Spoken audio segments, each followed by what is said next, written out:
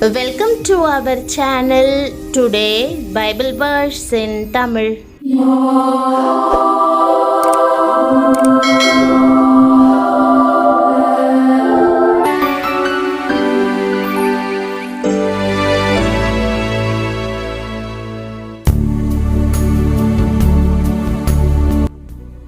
இன்றைய வசனம் யூதா 1 அதிகாரம் 24 வசனம்.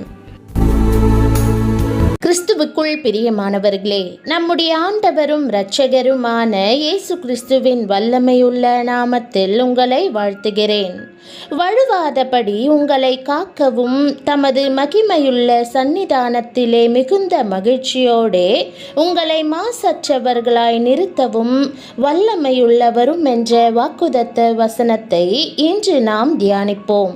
வேதத்திலுள்ள 66 புத்தகங்களிலே யூதாவின் புத்தகம் 65வது புத்தகமாக வருகிறது. அது ஒரு பொதுவான நிருபமாய் எழுதப்பட்டிருக்கிறது. அதில் இருப்பது ஒரே ஒரு அதிகாரம்தான். அது ஒரே ஒரு அதிகாரமாய் இருந்த போதிலும் அந்த அதிகாரத்தின் இறுதி பகுதியிலே அப்போஸ்தலனாகிய யூதா சுட்டி காண்பிப்பது கர்த்தர் உங்களை வழுவாதபடிக்கு காக்க வல்லமையுள்ளவர் என்பதாகும்.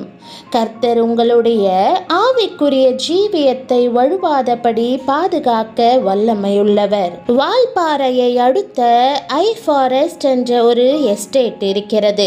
அந்த எஸ்டேட்டின் அருகே மிக உயரமான குன்று ஒன்று இருக்கிறது. அந்த குன்று நம்பர் பாறை என்று அழைக்கப்படுகிறது. அந்த நம்பர் பாறை செங்குத்தானதும் மிக உயரமானதுமான ஒரு பாறை. அதன் மேலிருந்து கீழே பார்த்தால் 1000 அடி ஆழமான பாதாளம் போல இருக்கும். நேராக செங்குத்தாக கீழே ஓடும் ஒரு பெரிய நதி ஒரு நூலை போன்று காட்சியளிக்கும்.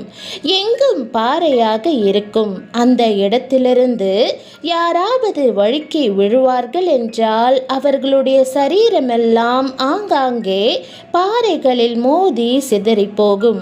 ஒரு துண்டு எலும்பு கூட மிஞ்சாது. அந்த இடத்திற்கு அருகில் செல்லும் போதே அங்குள்ள அநேக அசுத்த ஆவிகள் நமது தலையை சுற்ற பண்ணி காலை சறுக்க பண்ணி பாதாளத்திற்குள் இழுத்து செல்லுவதை போன்ற உணர்வு உண்டாகும்.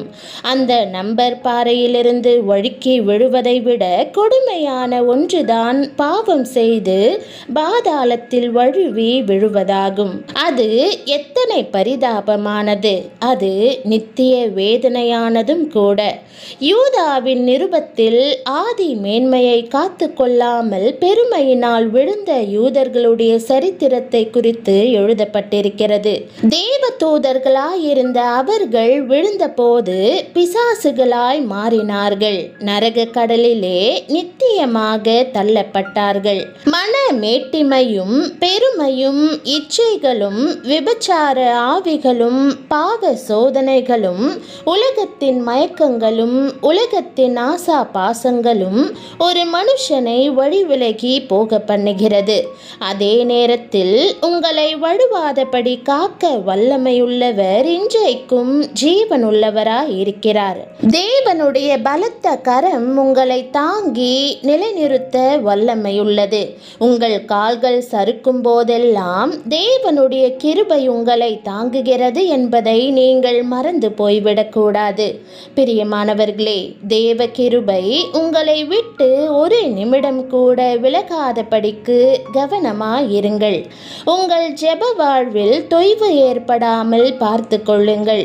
கர்த்தர் நிச்சயமாகவே உங்களை வழுவாதபடிக்கு காப்பார். எல்லா வாக்குதத்தங்களிலும் இன்றைய வாக்குதத்தம் மகா மேன்மையுள்ளது. இதை விசுவாசித்து நீங்கள் ஏற்றுக்கொள்வீர்களானால் இயேசு கிறிஸ்து உங்களை வழுவாதபடி பாதுகாத்துக் கொள்வார். இந்த வாழ்க்கை முடியும் போதும் தம்முடைய மகிமையுள்ள சந்நிதானத்திலே மிகுந்த மகிழ்ச்சியோடே உங்களை மாசற்றவர்களாய் நிறுத்துவார். இதற்கு ஒப்பான ஒரு விசுவாச அறிக்கையை தாவீது சொன்னார். என் ஜீவனுள்ள நாளெல்லாம் நன்மையும் கிருபையும் என்னை தொடரும். நான் கர்த்தருடைய வீட்டிலே நீடித்த நாட்களாய் நிலைத்திருப்பேன். இருப்பேன். அநேக பரிசுத்தவான்களுடைய மரண நேரத்திலே இதோ தேவ தூதர்களை காண்கிறேன் என்பார்கள். ஒரு சிலர் எனக்காக பரலோகத்திலிருந்து ரதங்கள் எழும்பி வருகிறதை காண்கிறேன் என்பார்கள். இயேசுவே, என்னுடைய ஆவியை உம்முடைய கரங்களில் ஒப்பு கொடுக்கிறேன் என்று சொல்லி சிலர் கண்களை மூடுவதுண்டு. அவர்களுடைய முடிவு சமாதானமானதா இருக்கும். வேதம் சொல்லுகிறது, நீ உத்தமனை நோக்கி செம்மையானவனை பார்த்திரு, அந்த மனுஷனுடைய முடிவு சமாதானம். நேர்மையாய் நடந்தவர்கள் சமாதானத்துக்குள் பிரவேசித்து தங்கள் படுக்கைகளில் இளைப்பாறுகிறார்கள். உலக பிரசித்தி பெற்ற பக்தன் மரிக்கும்போது இந்த உலகம் என் கண்களுக்கு முன்பாக சுருங்கி மறைந்து போகிறது.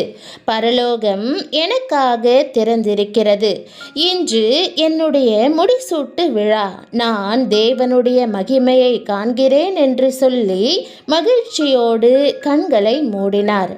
ஆனால் பாவிகள் மரிக்கும் போதோ நிம்மதியற்று சமாதானமற்று துடிதுடிப்பார்கள். ஐயோ, எனக்கு முன்பாக செத்து போன ஆவிகள் வருகின்றன. பாதாளத்திலிருந்து பயங்கரமான அசுத்த ஆவிகளும் பிசாசுகளும் என் கால்களை அக்கினிக்குள் இழுக்கின்றன. என்னை காப்பாற்றுங்கள் என்று கதறுவார்கள். கர்த்தருடைய வருகையோ அல்லது மரணமோ எதுவானாலும் அதை தைரியமாய் எதிர்கொண்டு செல்லும்படி பரிசுத்த வாழ்க்கையையும் விசுவாச வாழ்க்கையையும் ஜெப வாழ்க்கையையும் மேற்கொள்ளுங்கள். சிலர் இவ்வாறு சொல்ல கேட்டிருக்கிறேன். கர்த்தருடைய வருகைக்கு ஆயத்தமாக வேண்டுமென்றால் குறைந்தபட்சம் 6 மாதங்களாவது எனக்கு தேவை. என் வாழ்க்கையை சீர்படுத்த குடும்பத்தில் உள்ள காரியங்களை எல்லாம் செவ்வாய்ப்படுத்தி கர்த்தருடைய சமூகத்திலே நான் பிரவேசிப்பேன் என்கிறார்கள். இப்படிப்பட்டவர்களுக்கு எவ்வளவுதான் கர்த்தர் கிருபையின் காலத்தை நீட்டித்து கொடுத்தாலும், எத்தனை முறை பாதாளத்தின் வாசலுக்கு விடுவித்தாலும் அவர்கள் கர்த்தரை சந்திக்க ஆயத்தப்பட மாட்டார்கள். அவர்களுடைய ஆத்துமா மண்ணோடு ஒட்டி கொண்டிருக்கும். உலக பிரகாரமான காரியங்களையே சிந்தித்து கொண்டிருப்பார்கள். பிரியமானவர்களே, இன்று நீங்கள் உங்களை பரிசுத்தத்திற்கு ஒப்பு கொடுப்பீர்கள் என்றால் அவர் வரும்போது உங்களை மாசற்றவர்களாக நிறுத்துவார். கர்த்தருடைய வருகையில் காணப்பட வேண்டும் என்று உண்மையான வாஞ்சை உங்களுடைய உள்ளத்தில் இருக்கட்டும்.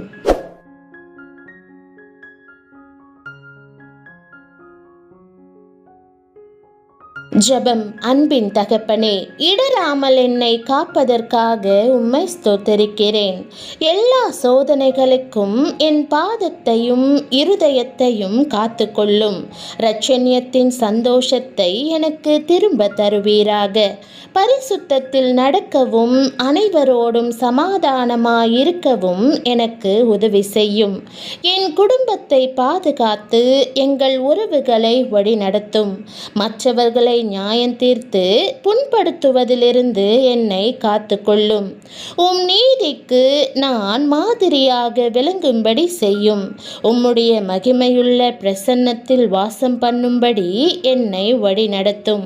என் வாழ்க்கையை உம் கிருபையாலும் சத்தியத்தாலும் மகிமையாலும் நிரப்பியருள வேண்டும் என்று இயேசுவின் நாமத்தில் ஜெபிக்கிறேன் நல்ல பிதாவே, ஆமேன். தேவனுடைய நாமம் மகிமைப்படுவதாக. ஆமேன்.